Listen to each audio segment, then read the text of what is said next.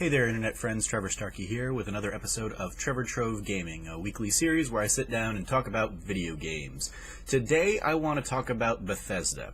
Just over a year ago tomorrow actually, is when Bethesda kind of brazenly announced that they weren't going to be delivering pre-release review codes to anybody anymore. They were going to let everybody pick up the game day and date, websites, streamers, no early access. Everybody was going to get it the day of sale.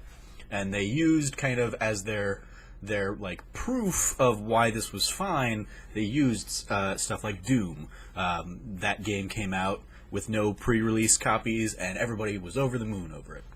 A game like Skyrim, the remaster came out, everybody was over the moon on it.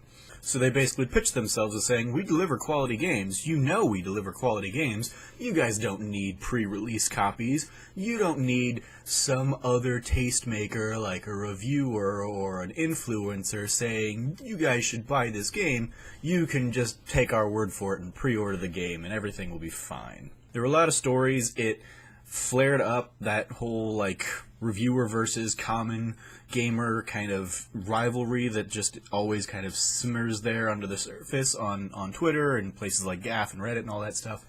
And I was very much in the camp of like, that's kind of a shit move. I firmly believe that is basically saying, hey, you know, pre-release reviews of a game can only hurt us because they can only get somebody to cancel their pre-order. They're not going to get somebody to buy, necessarily. I fell firmly in the camp that it was a very anti-consumer kind of policy because it is basically tricking consumers into buying items sight unseen without kind of other people out there saying, hey, this game's just completely broken. You should not have it pre-ordered. But everybody else kind of pushed back and like, if we want to pre-order, let us pre-order. And so that was kind of where that debate ended. But I also pointed out when I wrote about this a year ago that games like Doom and Skyrim can get away with that because they have enough of that, you know, buzz and name recognition that people are going to buy those games. But I was very curious to see how it would affect games like Prey or Dishonored because those games were going to need kind of the week or two leading up to release to really get everybody's eyes on those games. And so here we are a year later, and sure enough, games like Dishonored and Prey seem to have underwhelmed in the sales department.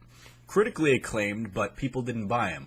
Prey, in particular, got kind of really like lambasted because its release on the PC like broke and was terrible, and it needed patching.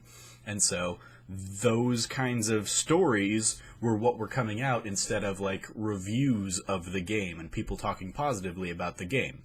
And so fast forward to today when I hear on Kind of Funny Games Daily that Greg Miller has a copy of Wolfenstein and started it up last night. I see in my Twitter feed GameSpot doing like a live stream of the game and the gameplay. I saw right before I sat down to start reporting this, a Twitch streamer that I follow. I don't ever really watch any of her stuff, but I saw her at a PAX, I think, PAX South earlier this year, continue.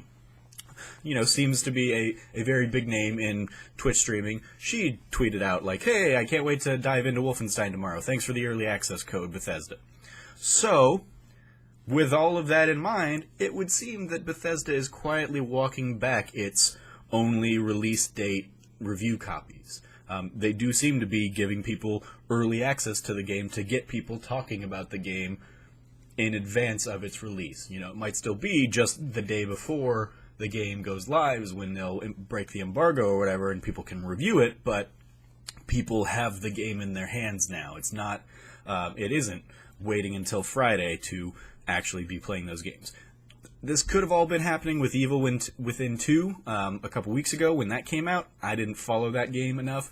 I feel like I started seeing coverage of it the week before it came out, but it's not my cup of tea, so I really wasn't paying that much attention to it. But Wolfenstein, I am. It's a game I'm interested in. It's a game I'm planning on jumping into on Friday anyway. So hearing that people already have it and are already seeming to enjoy it, or at least seeming to kind of play it and continue through it, is a sign to me that Bethesda has maybe said, ooh, maybe we did kind of shoot ourselves in the foot when we, brazenly made this thing. Again, they're not making a big deal about how they're giving early access back to, quote-unquote tastemakers, either, the big sites or just influencers, but they seem to have kind of stepped away from the idea that everybody gets a day and date. I imagine they might still stick to that kind of philosophy with some of their bigger titles, like when Skyrim comes to the Switch. I imagine it's entirely within the realm of possibility that they will still keep that one locked away until like the day of the game, because it has the name cachet. It can get by on all that stuff, and they don't have to worry about necessarily selling it to the masses because the game sells itself, and that game's probably going to be buggy as all hell, so they don't have to worry about getting all those stories out there. They'll just get by on the pre-orders anyway. On the other hand, the VR versions of Doom and Skyrim that are coming out might get a little bit of pre-release hands-on time with demoers, with sites, because I think those will be a harder sell. You are trying to sell those to a more discerning audience that might not jump in kind of day one. So all this to say, it feels like a little bit like a Trevor was right kind of moment, because I definitely did see them, suffering and taking a hit on the lesser known IPs that they were going to really have to try and sell, like Dishonored and like Prey, and I think to me it looks like that's exactly what happened. It looks like they took a hit on those and said, okay, maybe we do need to rethink this policy, and the industry isn't ready necessarily for dropping these games day one.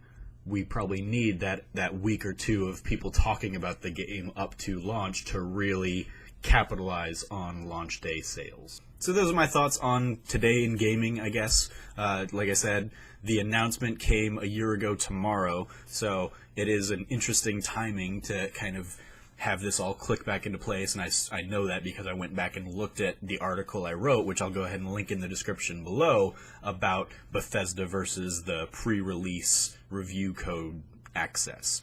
So let me know what you think about that whole thing in the comments below, and as always, I've been your host, Trevor Starkey from TrevorTrove.com. You can follow me at SnarkyStarkey on Twitter, and until next time, from here at the Trove, treasure your friends.